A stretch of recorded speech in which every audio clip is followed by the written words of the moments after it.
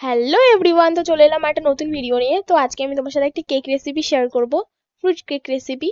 তো এই যে ফার্স্টে দুধ নিয়ে নিয়েছি, vanilla essence, baking soda, baking powder, চিনি গুঁড়ো করে নিয়েছি, ময়দা, টুটি ফ্রুটি, আর হলো চেরি আছে চেরি, আর মিক্স ফ্রুট আর গুঁড়ো দুধ লাগবে। তো ফার্স্টে টুটি ফ্রুটির মধ্যে আমি ওই ওই 1 চামচ ময়দা আর ওই সব মিক্স ফ্রুটটাও দিয়ে দেবো, সব মিশিয়ে নেবো। আর লাগবে আমাদের সাদা তেল, যেগুলো কোনো গন্ধ নেই যেই সাদা তেলে, সেই সাদা তেল লাগবে। তো এই যে আমি এই কাপটার 1 কাপ দুধ নিয়েছি, আর ওই কাপেরই 1 কাপ চিনি গুঁড়ো দিয়েছি, আরো হাফ কাপ দেবো, মানে 1.5 কাপ চিনি গুঁড়ো লাগবে। টোটাল একটা কাপ মেজারমেন্ট করে নেবে, তাহলে তোমাদের বুঝতে সুবিধা হবে, নিজেরাই কত সুন্দর বানাতে পারবে দেখবে।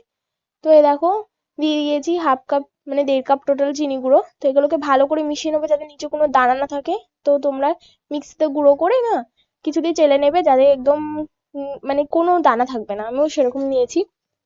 তো এখন আমরা ড্রাই ইনগ্রেডিয়েন্টস দেবো। তো একটা চালনি নিয়েছি, তার মধ্যে আমি ওই কাপেরই 1.5 কাপ ময়দা দিয়েছি, আর দেবো তার থেকে হাফের একটু কম গুঁড়ো দুধ দিয়েছি। পুরো হাফ দিইনি, একদম সামান্য কম দিয়েছি, হাফের।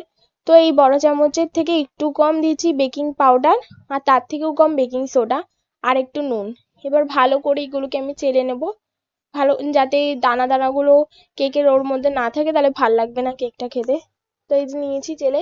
এবার ভালো করে এগুলোকে একদিক থেকে ঘোরাবো, বা উল্টো পাল্টা দিক থেকে ঘোরালে যাতে বেকিং সোডার বেকিং পাউডার যে এফেক্টটা আছে ওটা কমে যাবে, তাহলে কেকটা ভালো হবে না। তো এই যে আমি ভালো করে মিশিয়ে নিচ্ছি। তো তোমাদের যদি ব্যাটারটা মানে ঠিক লাগে তো দুধ দিয়ে নিতে পারো, আর যদি ব্যাটারটা আরো পাতলা লাগে তো ওর মধ্যে আরো 2 চামচ ময়দা অ্যাড করতে পারো। তো আমি এর মধ্যে দিয়ে দিচ্ছি 1 চামচ ভ্যানিলা এসেন্স, এটা দিলে টেস্টটা আরো ভালো আসে। তো আর দিলাম হাফ কাপের থেকে একটু কম সাদা তেল। তো এই যে দেখো, ব্যাটারটা ঠিক এরকম হবে দেখতে। তো এর মধ্যে এবার আমি টুটি ফ্রুটি ওই যেই রেখেছিলাম সব ওগুলোকে মিক্স করব। এই যে দিয়ে দিচ্ছি, আর একটুখানি বাঁচিয়ে রাখবে উপরে টপিংস হিসাবে দেওয়ার জন্য, যখন আমরা কেকটাকে বাটিতে ঢাকবো। তো আর একটা বাটিতে, যেই বাটিতে আমি কেক বানাবো, আমার কাছে তো বাটার পেপার ছিল না, তো তার মধ্যে আমি একটু অয়েল গ্রিস করে ময়দা দিয়ে ডাস্ট করে নিয়েছি। এই দেখো, সেটা আমি তোমাদের আর দেখাইনি। তো এই দেখো কি সুন্দর ব্যাটারটা ঠিক এরকম দেখতে হবে। দেখো রিবনের মতো পড়বে একদম, যেরকম লাগছে। তো ভালো করে এইভাবে ড্যাব করে নেবো।